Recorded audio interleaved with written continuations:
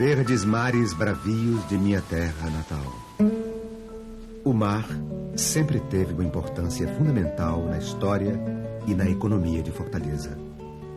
A baía do rio Ceará abrigou os navegadores portugueses que aqui chegaram, comandados por Pero Coelho de Souza, para fundar a Nova Lisboa. Ali mesmo, anos depois, Martim Soares Moreno ergueu o Forte de São Sebastião, vizinho à ermida de Nossa Senhora da Assunção, uma pequena igreja que já demonstrava a força do catolicismo no novo continente. Mesmo com a chegada dos primeiros europeus, os índios ainda dominavam a região. A nação tabajara expulsou os holandeses que haviam tomado conta do Forte de São Sebastião após o abandono dos portugueses. Em 1649, os holandeses voltam a invadir a terra, desta vez liderados por Matias Beck, que construiu o Forte de Schornenbosch, na colina do Majaratiba, às margens do riacho Pajeú, pois apesar de pequeno, o riacho oferecia água potável em abundância, sendo mais propício ao desenvolvimento da futura cidade. 20 de maio de 1654. Os holandeses novamente são expulsos, agora pelos portugueses, sob as ordens de Álvaro de Azevedo Barreto, que rebatiza o Forte de Schornenbosch de Fortaleza de Nossa Senhora da Assunção. 13 de abril de 1726. O povoado, surgido em volta da Fortaleza de Nossa Senhora da Assunção, é elevado à categoria de vila, a segunda do Ceará, já que a primeira foi Aquiraz. A vila de Fortaleza detinha o poder político e a vila de Aquiraz o poder econômico.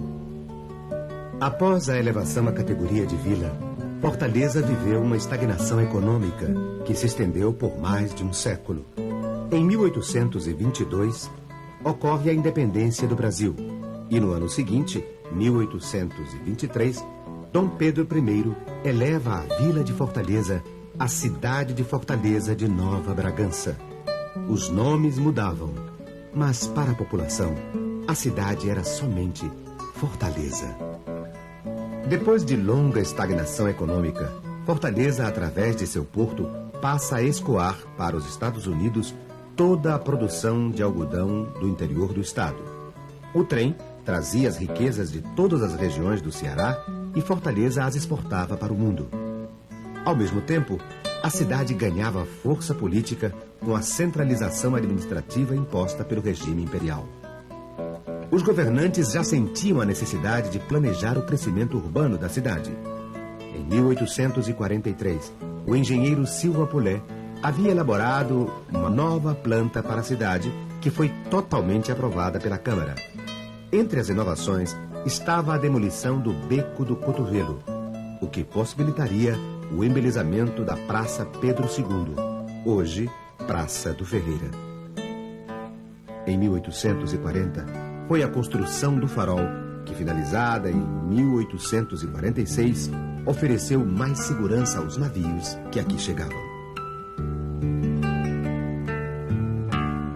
Em 1875, com o novo vigor econômico da cidade, uma nova planta foi elaborada, desta vez por Adolfo Webster, que se inspirou na reforma urbana de Paris para delinear os novos traçados das ruas e avenidas de Fortaleza. A segunda metade do século XIX também foi marcada por grandes construções, como a Santa Casa de Misericórdia, o passeio público, a alfândega, a iluminação pública a gás, a estação ferroviária, fábricas têxteis, telégrafos, clubes, grandes residências e o Paço Municipal, então residência do bispo, e também o mercado público com estrutura de ferro, hoje dividido em dois, o Mercado dos Pinhões e o Mercado da Aerolândia. Nesta época, os bondes puxados por burros já cruzavam nossas ruas e navios a vapor transportavam a nossa elite para a Europa. O crescimento urbano da cidade também foi acompanhado por um crescimento sociocultural. Os primeiros jornais começaram a circular. Instituições como a Biblioteca Pública, o Instituto Histórico e Geográfico, a Academia Cearense de Letras e de diversas entidades educacionais foram implantadas, como o Liceu do Ceará e o Seminário da Prainha, o que permitiu o surgimento de grandes nomes da nossa cultura.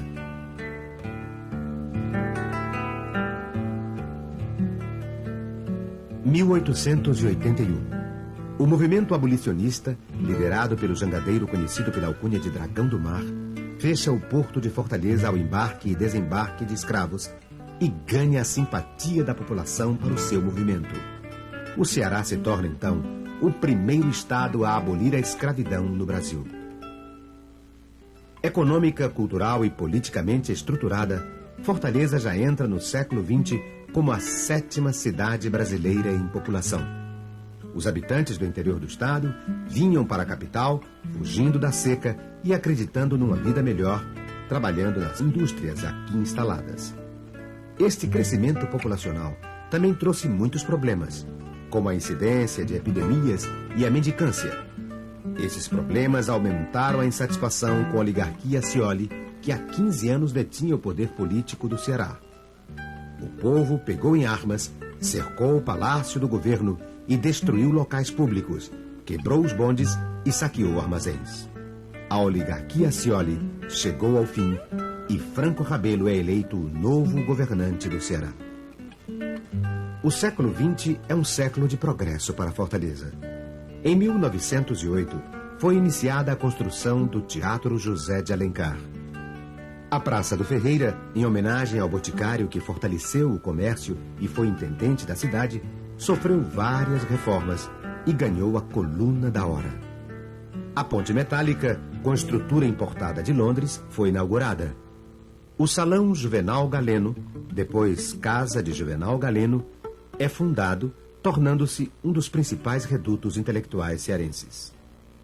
Fortaleza ganha o seu primeiro edifício, o Hotel Excelsior. A Igreja da Sé é reconstruída, ganhando as feições dos dias atuais. Hoje, Fortaleza é a 5ª cidade do Brasil em população. As belezas de seu litoral e as riquezas de sua história, complementadas por uma forte atividade cultural, transformam nossa cidade no porto de chegada de milhares de turistas de todos os lugares do mundo. A terra de Iracema conjuga hoje a modernidade do presente com a bravura de nossa história, a imponência de nossa arquitetura e o dom artístico de nosso povo. Tenho versos que um dia cantarei às tuas praias amplas, ao teu mar, onde pousam jangadas e canções. Cartão postal do Atlântico, do litoral, és princesa. No teu dia, Fortaleza, só o teu nome eu murmuro. Tens na tua trajetória quase 3 séculos de história, has de contar tua glória às gerações do futuro. E a Praça do Ferreira, mais bela não pode haver. Nossa praia de Iracema, grande polo de lazer. O farol velho e o novo conta a história de um povo que nasceu para vencer. É na Ponte dos Ingleses, onde tem belezas mil. A tradição está presente nas noites do Estoril.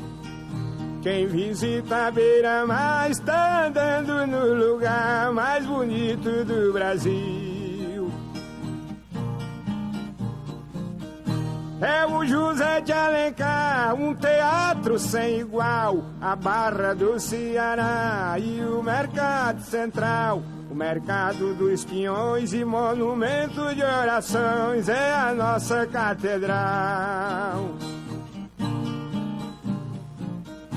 E as novas avenidas têm nova opção viária. O IJF trata quem tem saúde precária. É ponto de referência, prestando toda assistência de forma extraordinária.